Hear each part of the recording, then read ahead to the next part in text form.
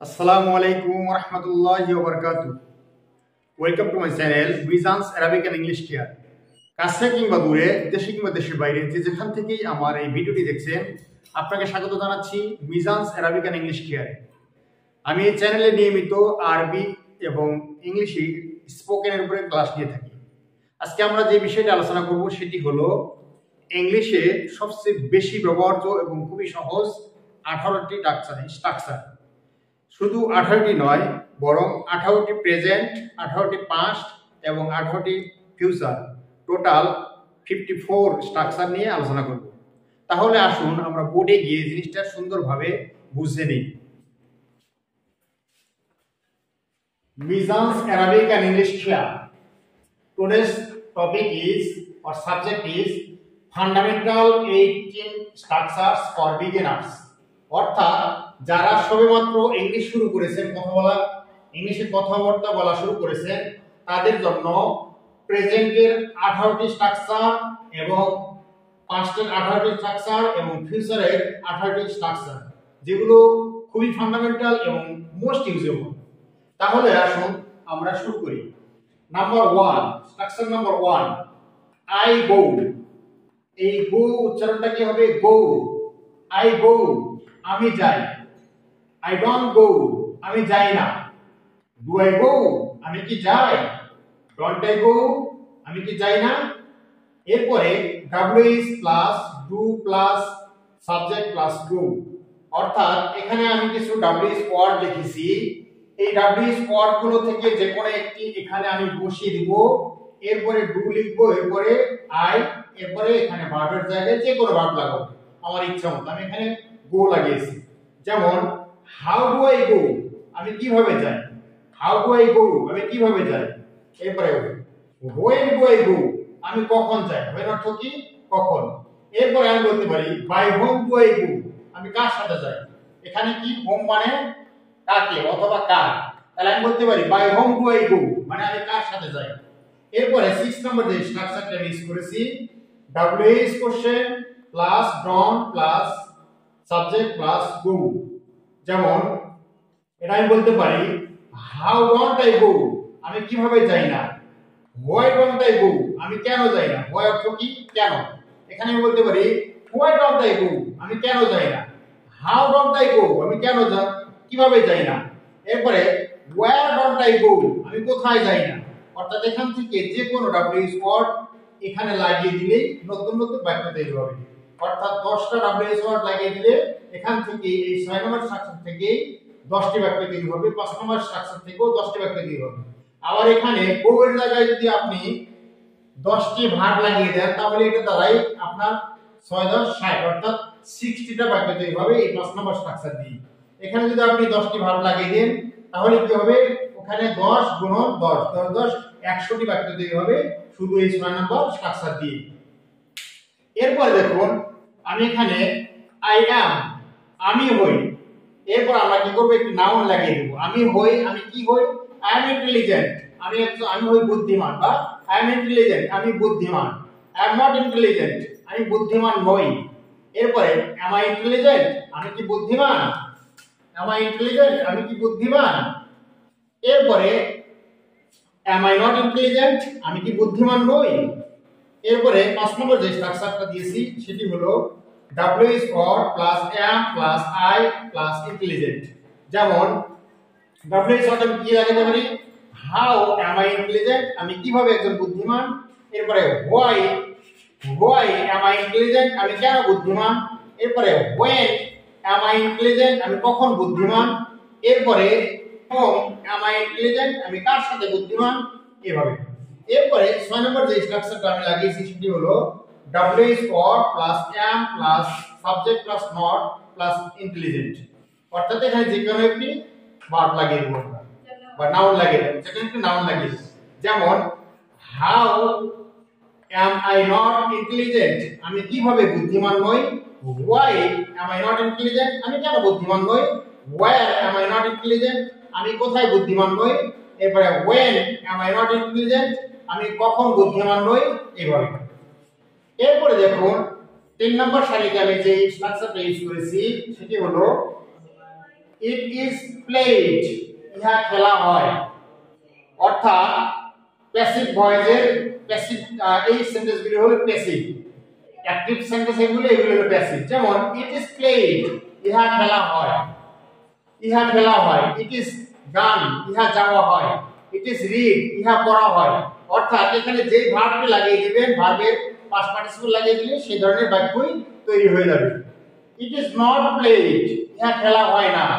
It is not গান, ইহা যাওয়া হয় না। ইট ইজ নট সিং, ইহা গান গাওয়া হয় না। এভাবে it is played, is it played, ইহা কি খেলা হয়।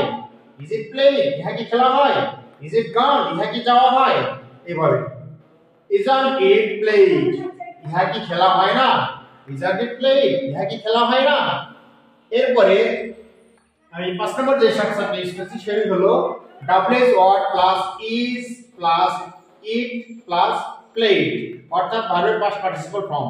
যেমন how is it played, ইহা কিভাবে খেলা হয়। how অর্থ কি কিভাবে। how is it played, ইহা কিভাবে খেলা হয়। why is it played, ইহা কেন খেলা হয়। এরপর আপনি লাগাতে পারেন where is it played, ইহা কোথায় খেলা হয়। এরপরে when is it played, ইহা কোথায় খেলা হয়। সরি when অর্থ কি কখন। when is it played, এটা কখন খেলা হয়। এইভাবে। এরপর 6 নম্বর যে স্ট্রাকচারটা আমি ইউজ করেছি wh word plus isn't plus it plus played। যেমন আমি বলতে পারি how isn't it played, ইহা কিভাবে খেলা হয়, খেলা হয় না। how isn't it played, ইহা কিভাবে খেলা হয় না। এরপর why isn't it played, ইহা কেন খেলা হয় না। এরপর আপনি where ইউজ করতে পারেন where isn't it played, ইহা কোথায় খেলা হয় না। এরপরে when অর্থ কি কখন। when isn't it played, ইহা কখন খেলা হয় না। এরপরে who isn't it played, এটা কে খেলা হয় না। এইভাবে এইভাবে দেখুন এখানে 6টি, এখানে মোট 6টি এবং এখানে মোট 6টি, অর্থাৎ 6 * 6 * 6 এভাবে। অথবা আপনি এখানে আমি আবার দেখেন এইগুলো সবগুলো কি প্রেজেন্ট ইউজ, প্রেজেন্টের ইউজ। এরপরে পাস্টের ইউজ আমি এখানে একটি করে দিয়েছি, বাকিগুলো আমি উদাহরণ দেব মাত্র। যেমন দেখুন আই ওয়েন্ট অর্থ কি আমি গিয়েছিলাম। এখানে কি আই গো অর্থ আমি যাই। গো পাস্ট টেন্স হলো ওয়েন্ট। আই ওয়েন্ট আমি গিয়েছিলাম। আই ওয়েন্ট আমি গিয়েছিলাম। এরপরে এখানে হবে I did go, I didn't go আমি যাইনি। আই ডিডন্ট গো আমি যাইনি। এরপরে ডিড আই গো আমি কি যাইনি। ডিড আই গো আমি কি যাইনি। এরপরে ডিডন্ট আই গো আমি কি গিয়েছিলাম না। ডিডন্ট আই গো আমি কি গিয়েছিলাম না। এরপরে ডব্লিউএস কোশ্চেন, এরপর ডিড প্লাস সাবজেক্ট প্লাস গো হবে। যেমন why did I go, why did I go আমি কেন গিয়েছিলাম। এরপরে when did I go আমি কখন গিয়েছিলাম। where did I go আমি কোথায় গিয়েছিলাম। এইভাবে। এরপরে আপনি didn't দিয়ে বলতে পারবেন। যেমন when didn't I go আমি কেন যাইনি। when didn't I go আমি কখন যাইনি। এরপরে where didn't I go আমি কোথায় যাইনি। এরপরে why didn't I go আমি কেন যাইনি। অর্থাৎ এই পাস্ট টেন্স দিয়েও কি হবে, এখানে 6টি বাক্য হবে।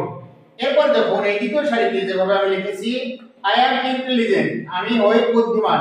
এখানে am এর জায়গায় শুধু was অথবা were লাগিয়ে দিলে কিন্তু পাস্ট টেন্স হয়ে যাবে।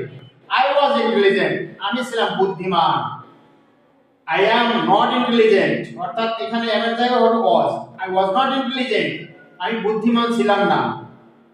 তারপরে was I intelligent আমি কি বুদ্ধিমান ছিলাম। এরপরে was I not intelligent আমি কি বুদ্ধিমান ছিলাম না। এরপরে WH question how was I intelligent আমি কিভাবে বুদ্ধিমান ছিলাম। এরপরে how am I not intelligent আমি কিভাবে বুদ্ধিমান নই। এভাবে এখান থেকে 10টি WH কোশ্চেনে কি করা যায়, এগুলো পূর্বে ইউজ করা যায় এবং ইউজ করে নতুন নতুন বাক্য তৈরি করা যায়। ইন্টেলিজেন্টের জায়গায় আপনি কিন্তু যে কোনো একটি নাউন লাগিয়ে দিলে সেটা সেই ধরনের বাক্য হয়ে যাবে। যেমন আই এম ইন্টেলিজেন্ট আমি বুদ্ধিমান। আমি বলতে পারি আই এম স্টুডেন্ট আমি ছাত্র। আই এম টিচার আমি একজন টিচার। আই এম অনেস্ট আমি সৎ। আই এম বিজনেসম্যান আমি ব্যবসায়ী। আই এম ড্রাইভার আমি একজন ড্রাইভার। এইভাবে প্রত্যেকটা কি করা যায় এভাবে বাক্য তৈরি করা যায়। আই এম নট ড্রাইভার, আমি ড্রাইভার নই। আই এম এ ড্রাইভার, আমি কি driver? I am not driver, আমি কি ড্রাইভার নই। How I M A driver, আমি কিভাবে একজন driver. Why I am not driver, আমি কেন ড্রাইভার নই। এটা আবার পাস্ট টেন্সে গঠন করা যাবে এইভাবে, ঠিক একইভাবে। এরপরে দেখুন ইট ইজ প্লেড, ইহা খেলা হয়। এখানে ইজ আছে, শুধু আমরা কি করব ওয়াজ লাগিয়ে দেব। ইট ওয়াজ প্লেড, ইহা খেলা হয়েছিল। ইট ওয়াজন্ট প্লেড, ইহা খেলা হয় না।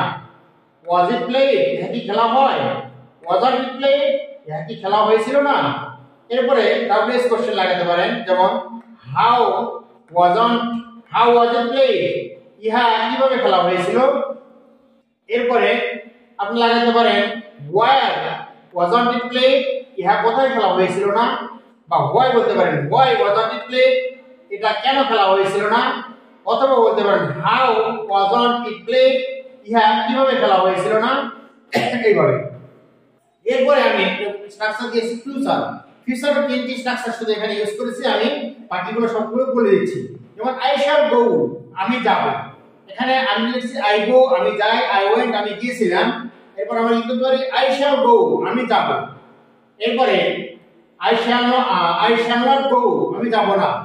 শ্যাল আই গো, আমি কি যাব। অথবা ওয়ন্ট আই গো, আমি কি যাব না। এরপরে হোয়াই ওয়ন্ট আই গো, আমি কেন যাব না। এরপর আমি বলতে পারি হাউ ওয়ন্ট আই গো, আমরা কিভাবে যাব না, এইভাবে। এখান থেকে আপনি হোয়াই লাগাতে পারেন why won't I go, why won't I go, আমি কেন যাব না। এখানে আই এর জায়গায় আপনি অন্যান্য সাবজেক্ট লাগিয়েও আই উই লাগাতে পারেন, ইউ লাগাতে পারেন, হি লাগাতে পারেন। এইভাবে সাবজেক্টগুলো চেঞ্জ করে দিয়েও কিন্তু আপনি নতুন নতুন বাক্য তৈরি করতে পারেন। এরপর দেখুন আই অ্যাম ইন্টেলিজেন্ট, এখানে আমি অ্যাম লিখেছিলাম, এরপর পাশে দিয়েছিলাম ওয়াজ। আমরা এখন কি করতে পারি আই উইল ইন্টেলিজেন্ট, আমি বুদ্ধিমান হব। আই উইল ইন্টেলিজেন্ট, আমি বুদ্ধিমান হব। আই অ্যাম নট ইন্টেলিজেন্ট, অর্থাৎ আই উইল নট ইন্টেলিজেন্ট, আমি বুদ্ধিমান হব না। উইল আই ইন্টেলিজেন্ট, আমি কি বুদ্ধিমান হব, শুধু উইল লাগাবো। ফিউচার কি হবে, সাহায্যের ভাব উইল লাগালেই কিন্তু ফিউচার টেন্স হয়ে যাবে। উইল আই ইন্টেলিজেন্ট, আমি কি বুদ্ধিমান হব। উইল আই নট ইন্টেলিজেন্ট, আমি কি বুদ্ধিমান হব না। এরপরে ওয়াই উইল আই ইন্টেলিজেন্ট, আমি কেন বুদ্ধিমান হব। Why will I not intelligent, আমি কেন বুদ্ধিমান হব না, এইভাবে। এরপরে ইট ইজ, আমি কি করেছিলাম প্রেজেন্ট টেন্সে ইজ ইউজ করেছিলাম, পাস্ট টেন্সে ওয়াজ ইউজ করেছিলাম। এখন কি করব ইট উইল প্লে, ইহা খেলা হবে। ইট উইল প্লে, ইহা খেলা হবে। ইট উইল নট প্লে, ইহা খেলা হবে না। It is will play, is will play, ইহা কি খেলা হবে। এরপরে ইজন্ট ইট প্লে, ইহা কি খেলা হবে না। Sorry, will not it play, ইহা কি খেলা হবে না। এরপরে হাউ উইল ইট প্লে, ইহা কিভাবে খেলা হবে। এরপরে হোয়াই উইল ইট প্লে, ইহা কি কেন খেলা হবে। ওয়্যার উইল ইট প্লে, ইহা কোথায় খেলা হবে, এইভাবে। এরপরে সিস্টেমের যে স্ট্রাকচারটা দিয়েছি সেটি হলো আপনি বলতে পারেন হাউ ওয়ন্ট ইট প্লে, ইহা কেন খেলা হবে না। হোয়াই ওয়ন্ট ইট প্লে, ইহা কেন খেলা হবে না। ওয়্যার ওয়ন্ট ইট প্লে, ইহা কোথায় খেলা হবে না, এইভাবে। তার মানে আপনি 18 into 18 into 18 is equal to 5832 sentences, অর্থাৎ 5832টা বাক্য তৈরি হবে শুধু এই 18টি, এখানে 18টি, এখানে 18টি। আপনি যদি একটি করে ভার্ব ইউজ করেন তবুও 5832টা বাক্য তৈরি হবে। এরপর আপনি যদি এখানে গোজ লাগাইছি, আমি গোর জায়গায় যদি অন্য ভার্ব লাগিয়ে 50টা অন্য ভার্ব লাগান তাহলে কিন্তু এতগুলো বাক্য তৈরি হবে। একক, দশক, শতক, হাজার, অযুত, লাখ, 2,91,600 বাক্য তৈরি হবে। এরপর এই সবগুলোর আগে যদি আপনি ডাব্লিউএস কোশ্চেনগুলো ইউজ করেন 10টি, তাহলে কিন্তু এই 2,91,600 ইনটু 10 ইজ ইকুয়াল টু 29,16,000 বাক্য তৈরি হবে শুধু আজকের এই স্ট্রাকচার থেকেই। অর্থাৎ আপনি এই ক্লাসটি যদি 12 থেকে 15 মিনিটের এই ক্লাসটি যদি শুধু আপনি চর্চা করেন, এখান থেকেই 29 লাখ, প্রায় 30 লাখের মতো বাক্য আপনি তৈরি করা শিখে যেতে পারবেন একদম কারেক্ট ওয়েতে। আমি আশা করছি আপনারা সবাই এই স্ট্রাকচারগুলো কাজে লাগিয়ে যথাযথভাবে প্র্যাকটিস করবেন। যত বেশি প্র্যাকটিস করবেন তত বেশি কিন্তু আপনি শিখতে পারবেন। The more you the more you read the more you learn, যতই পড়িবে ততই শিখবে।